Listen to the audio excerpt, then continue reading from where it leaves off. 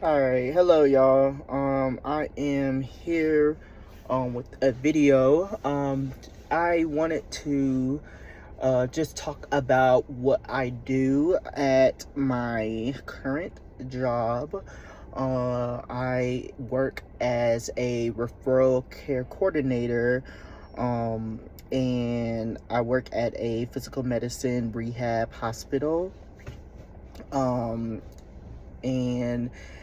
basically what I do is, if you're interested in working as a referral care coordinator, I basically get referrals that come into my work queue. And what happened is, my responsibility is okay, so I work with Atrium Health.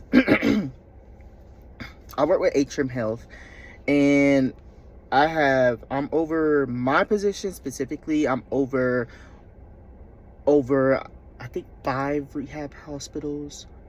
I'm responsible for 5 rehab hospitals, and I am responsible for the internal referrals, which are the referrals that are all within Atrium. So internal are referrals that are coming in within Atrium Health from different specialties. So I could be getting a referral that's coming from neurology. I could be getting a referral that's coming from a family medicine office. I could be getting a referral that's coming from a rheumatologist. I could be getting a referral that's coming from a orthopedic office. Any specialty, I could be getting a referral coming to physical medicine rehab for them to have me reach out to the patient to get them scheduled. An external referral is any referrals coming outside of Atrium coming to me, and I'm needing to schedule a patient. So that's any referral coming from Novant Health, any referral coming from UNC, Chapel Hill, Duke University, Wake Med, Carolina Orthopedics, or Carolina Neurosurgery and Spine Associates, Caramount, what's another one? Presbyterian hospitals, any outside hospital or medical offices outside of Atrium, those are considered external. Now, if I am having a referral that I need to refer a patient out to an external provider office, that's for me to fax to those type of places like Duke, Carolina Neurosurgery, Spine Associates. I'll fax it to those places. So that's an external referral going out to them. So that's external. Internal is referrals I'm receiving within Atrium from a different specialty. Okay, so we got that down. I hope that makes sense. So yeah. So I, again, am the referral care coordinator over.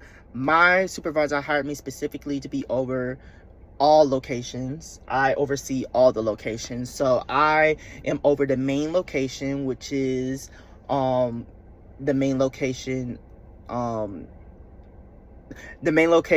in the city I'm in. I don't want to say where the city I'm actually in. And then I am over 4 other locations. Yeah.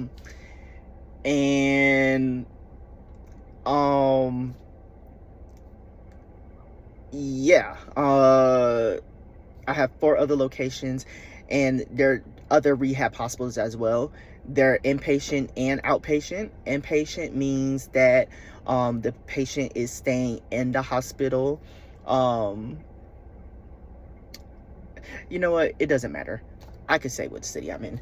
I live in Charlotte. So I work at the main rehab hospital, and then I am in charge of the Pineville, Mount Holly. So Maine, Pineville, Mount Holly, Northeast, And then I feel like, wow, I feel like I'm missing one. Northeast. I think that's all. Maine, Pineville, Mount Holly, Northeast. There's 4. I believe there's only 4. Yeah, only 4. I'm not missing anything. Yeah, 4. So there's only 4 locations, and I'm over all of them. Well, not so to speak over them, but I schedule for all of them, or I'm in charge for all the referrals for all of them. Even the ones that are going externally out to other provider offices. So please don't hit my car. So,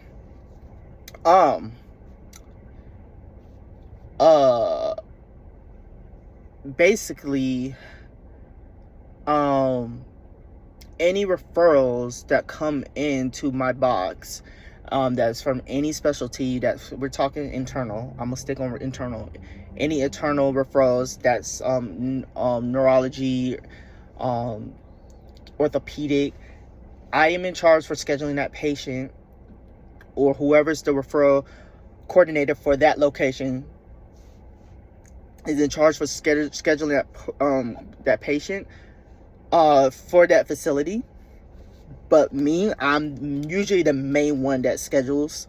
And I look at the address. I like to look at the address and see what location is closest to the patient, to see, just so that I could keep in mind and be considerate, so they don't have to travel as far to the rehab hospital. But like I said, that we have inpatient and outpatient. Inpatient means that the patient is staying in the facility and they're being treated there. In the physical medicine rehab, we have they have the spinal cord injury diagnosis, traumatic brain injury, and oncology. And I know for Maine, our 3rd floor is spinal cord injury floor, 4th floor is traumatic brain injury floor, and then the 5th floor is oncology floor. So I don't know how the setup is at Pineville, Mount Holly, and Northeast, but I know for Maine, that's the floors, the inpatient floors, that's the setup there. For outpatient is typically when the patient is discharged and they are following up with the provider that was keeping up with them while they were inpatient. So if the patient wished to continue to see the provider that they were seeing, being monitored by inpatient, they can come back every 3 to 4 months to see the provider that they were being monitored by while they were inpatient as an outpatient patient at the hospital. So that's what outpatient means, of course. Just like as if you're visiting your family medicine doctor or you've seen a specialist, that's considered outpatient. So for me, sometimes a specialist will refer a patient to us for a specific diagnosis. At our physical medicine rehab, we have providers that treat for stroke, they treat for spinal cord injury, they treat for traumatic brain injury, concussion, post-concussion. We have spasticity, Botox evals, muscle spasms. That falls along spasticity, baclofen pumps. What's another one? Amputees. We do amputees there. Prosthetics.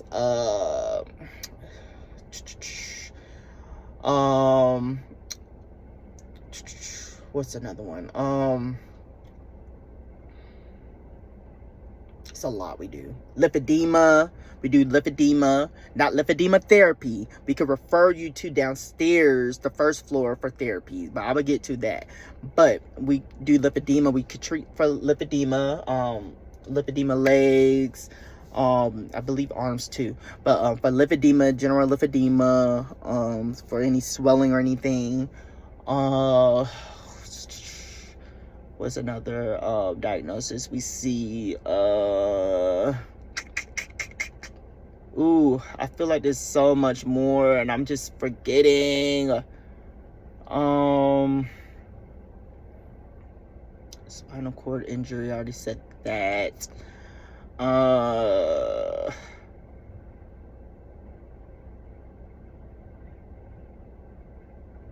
already said stroke.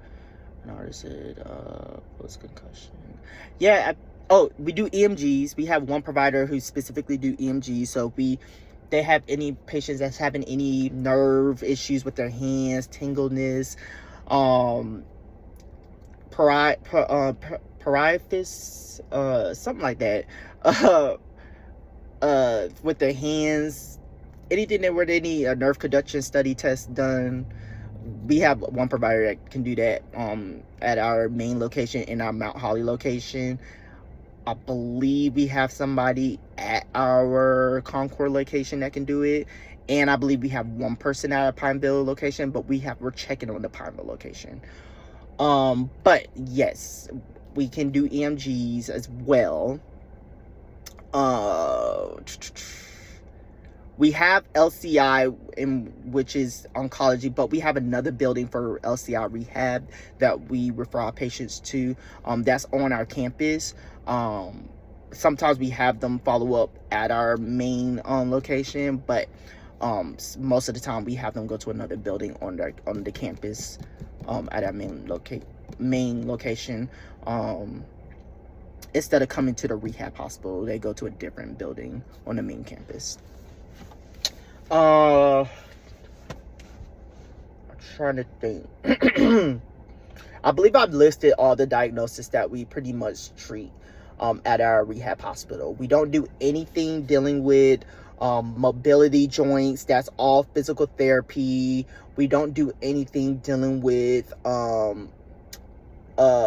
anything dealing with lymphedema therapy, anything like wrapping legs and stuff. Like, that's all lymphedema therapy. We kind of get those in our box, and then we have to reroute it to downstairs for lymphedema therapy, because they're the ones that handle that. Like I said, we're a rehab hospital, so the first floor, we have all the therapies: physical therapy, speech therapy, occupational therapy, aquatic therapy, lymphedema therapy. We got all the therapies downstairs, like literally. So it's a rehab hospital, wheelchair clinic. So yeah, sometimes they send wheelchair to our department. So I have to reroute all of that to the right department downstairs. So yeah, it's a lot. So yeah, we have everything you need pretty much. And then the same thing at the other locations. Like, it's the same thing. It's the same thing. Now, the setup, the way they have their hospital set up, I don't know, but they have the same thing that we have at the main location. But yeah, and if I think of another diagnosis, I will say it, but it's so many diagnoses that we treat. Like, it's crazy. Like, it's crazy. I believe I listed all of them, but I know one of our doctors, Dr. Tobin at the Mount Holly, he treats a specific diagnosis that's very rare, that I know a lot of people that travels from Texas and like from far states come all the way to us to see, because there's not many providers in the states that treat that. And that's crazy to me. Like, that's really insane. It's called osteoarthritis, something like that. Osteo something. I have to look it up, but it's in my email, or it's on my sheet when I go to work. But it's like osteo something. It's something dealing with the bones, that he's the only one that pretty much knows how, like, in our area, that knows how to treat it. And it's not many doctors that know how to treat it, which is insane. So yeah. But let me see if I can look it up. I know it's osteo something. Osteo. Physical medicine. But basically, like I said, the providers, specialists would refer the patient to us. It's my job to get them scheduled. I'm normally doing all the scheduling, getting them scheduled. I have another teammate that schedules too with me. But yeah, that's pretty much what I do, get them scheduled. Um, um, if I normally do 3 times to try to reach the patient. I try different numbers if I can't get to them. But most of the time I try that one number that's the main contact. I make sure to check the notes to see if there's any other number I'm supposed to call. But yeah, I tried reaching them 3 times. If I can't get them after the 3rd time, we let them know in the voicemail, hey, we tried to reach you. It's up to you if you want to call us back. The referral is always good for 6 months. After that, it's no worries. Just have another referral place, and then we can get you scheduled. Typically, if we can't leave a voicemail, I will always try another number to try to call, and then I'll try that number another 3 times. If I can leave a voicemail on that number. If I get to the patient and they do answer and they do want to schedule, I will always send like an email with our address, pictures of our building, with directions, and I will always send, like I said, pictures of our building, because it can be confusing how to get to our campus, especially since we have a lot of construction going on. So those pictures really help out the patients, especially the older seniors, the older patients, senior citizens. It really helps them out a lot, and it really helps out that we have our own parking lot in the by our building, so that's really a blessing as well. The only thing is the gate code. Like, we have to put a gate code in. But you can hit a silver button to open the gate, but you just have to let the people know that, you have an appointment for them to open it. But other than that, yeah, we have our own parking lot. So fortunately, patients don't have to worry about finding parking. But it's a rehab hospital, so it's wheelchair accessible. And yeah, like I said, I can email them the appointment details. I like to do that, or I can mail it to them. And yeah, and then for external referrals that's coming from outside sources, I get into a fax queue. I manage that. In my fax queue, I get prescriptions. If it's prescriptions or anything for a provider to sign off on, that needs to review and sign off on and to return back, I'll send that to the provider fax queue. Just reroute it to the provider fax queue, and they will take care of that. Yeah, it's pretty much simple stuff. Yeah, and then I'll transcribe orders, any referrals I get in my fax queue. I'll transcribe it.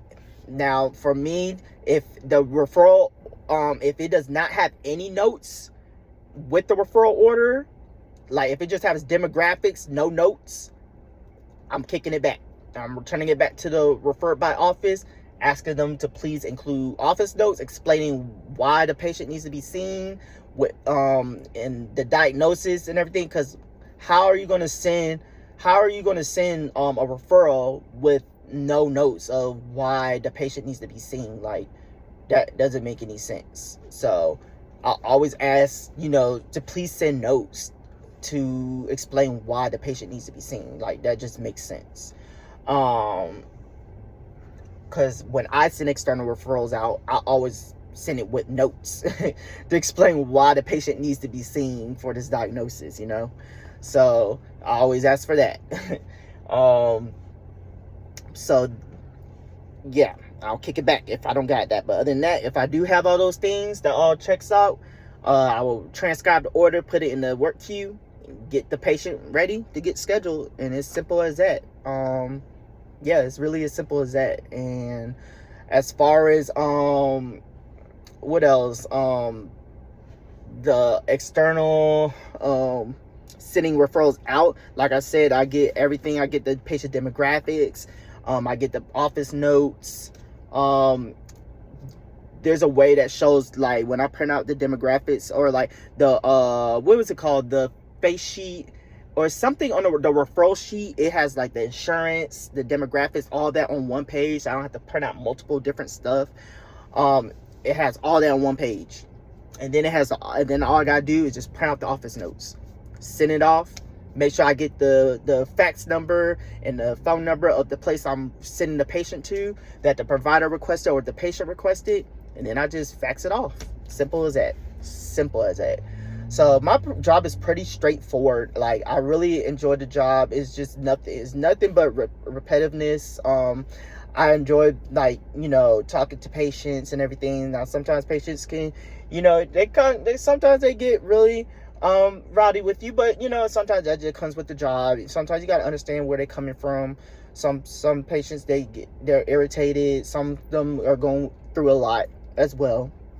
So you just got to take it and just move along. Sometimes I do float around if it's not enough help. Sometimes I work front desk. I do work front desk sometimes to help fill in. I do have that experience at my previous job. I worked at a family medicine, so I definitely was a floater. I was everywhere, worked at medical records, worked on phones, did check in, check out. Like, I did it all. So I sometimes pitch in with that as well. So, yeah, I really enjoy what I do.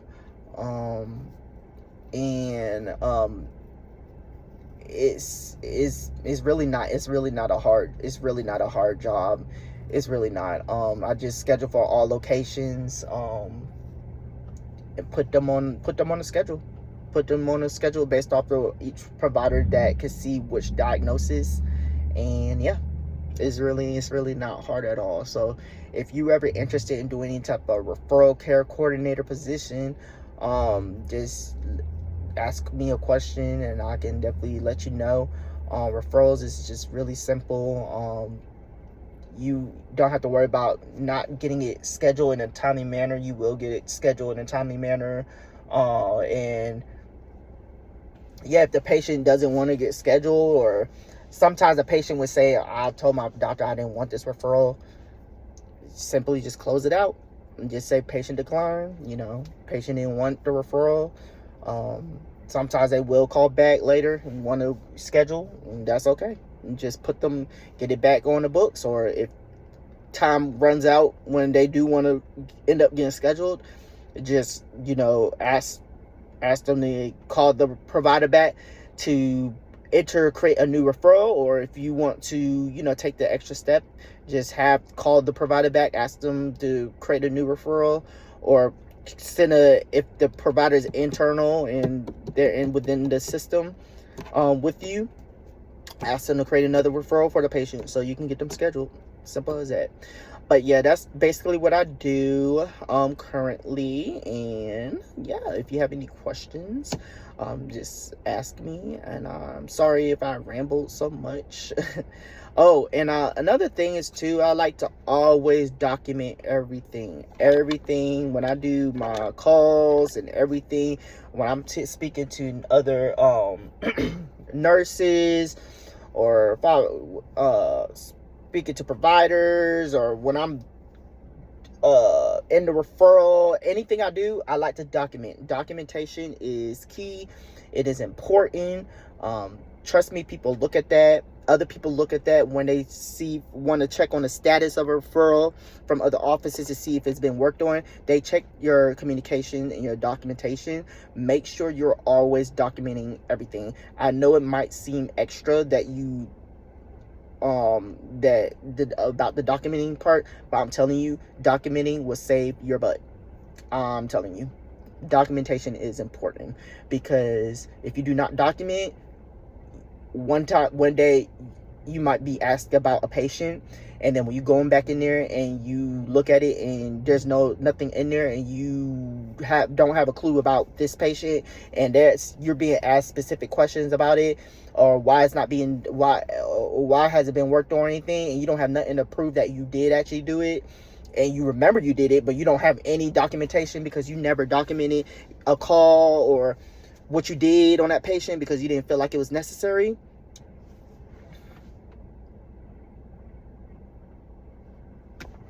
I'm telling you, that goes for any healthcare job.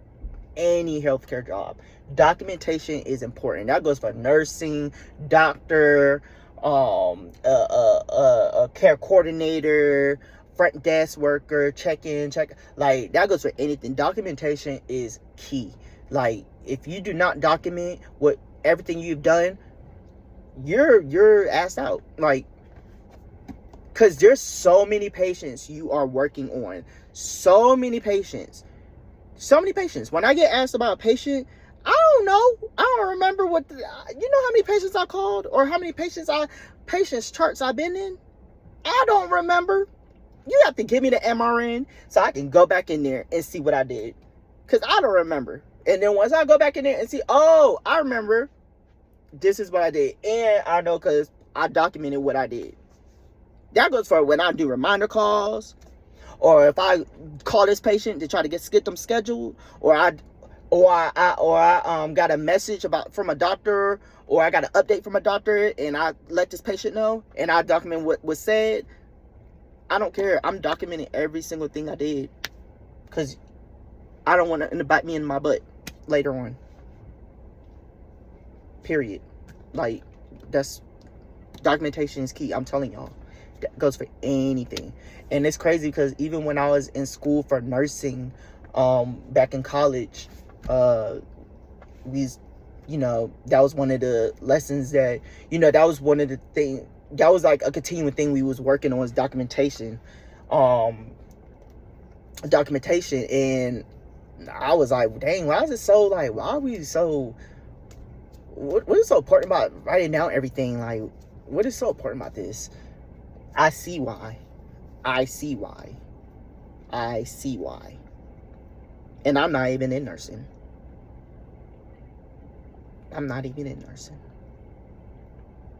It's important. As a healthcare worker, period. Don't matter what you do. It's important. So just keep that in mind. So yeah, if you have any questions, just let me know. I hope I explained everything. Pretty sure I did. But yeah. And I like to also scan stuff in the patient's chart too.